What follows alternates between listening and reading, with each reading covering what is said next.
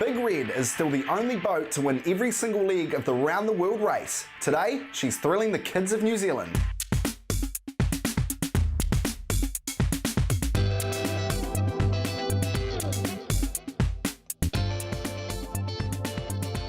Probably the world's most successful offshore racing yacht. Obviously the clean sweep in the 89-90 Whitbread, now Volvo, and then subsequently sold to an Italian gentleman who raced it really hard, won the transatlantic race 3 times, the Girolia middle sea race countless, well 5 times. So for 10 years, a really successful racing yacht.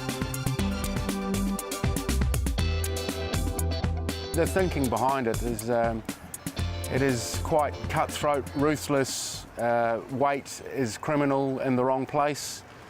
So even though she's 35 tonnes, it feels like a light boat to steer. With the catch rig, it's very versatile, you can balance the boat in most conditions. Yeah, if you push it hard, it rewards you with an exhilarating ride. It is an 84-foot surfboard. You know? We were trying to make the boat accessible to all New Zealanders, by this and line. The bulk of our work is youth development, so tying in with school groups or sports groups, community groups, and the boat goes out at a very low rate, far less than it costs to actually take it to sea. But it's about, you know, making the boats available, usable. We have high decile schools and very low decile schools and middle of the road schools. Independence, self-reliance, a very, very clear understanding of being part of a team. You know, how a little input from a team member or a lack of it can have a dramatic effect on performance and on comfort levels.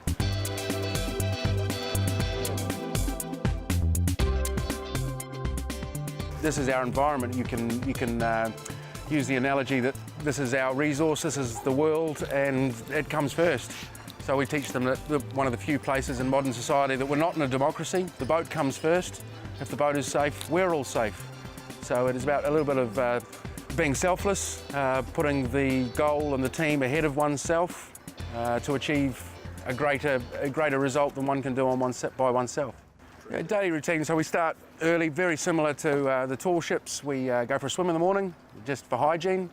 We'll have breakfast, we'll do some duties, clean below deck and above deck, and then have a briefing, look at the weather forecast and come up with where we're headed to. We try and do, you know, your average of 6 to 8 hours sailing in a day, and everybody's involved with the sailing of the boat. We're in watch groups and the boat is run like a racing yacht in your watch. You'll rotate through 5 positions while you're on watch: helmsman, navigator, comms, bowman, crew boss and engineer are the positions that we're rotating through. So yeah, over a 5-day, 4-night trip, by the end of the trip, the students are hopefully starting to make the decisions themselves.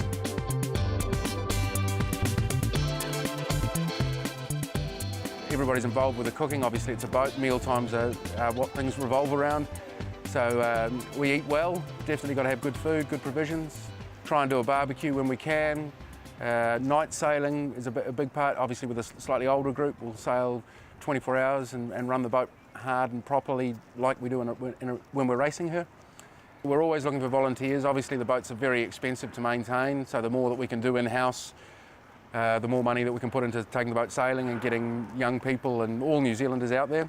So yeah, we do working bees regularly, and if you're volunteering on that basis, you get to come sailing whenever we can. We do 3 or 4 big coastal races a year, Coastal Classic, and positions are up for grabs there.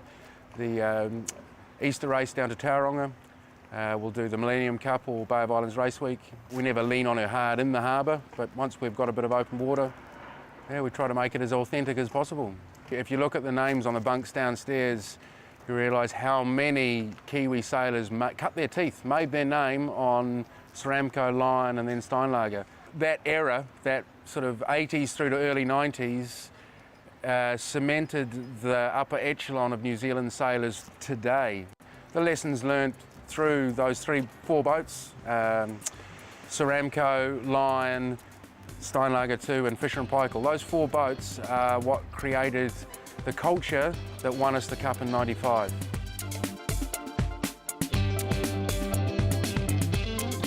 Probably 80% of them come out with a new respect for themselves, a new respect for, you know, the group, the team, the crew around them, and hopefully my personal want is for them to go away with a bit of a respect for Sir Peter's legacy and that ability to achieve your dreams with enough focus and determination.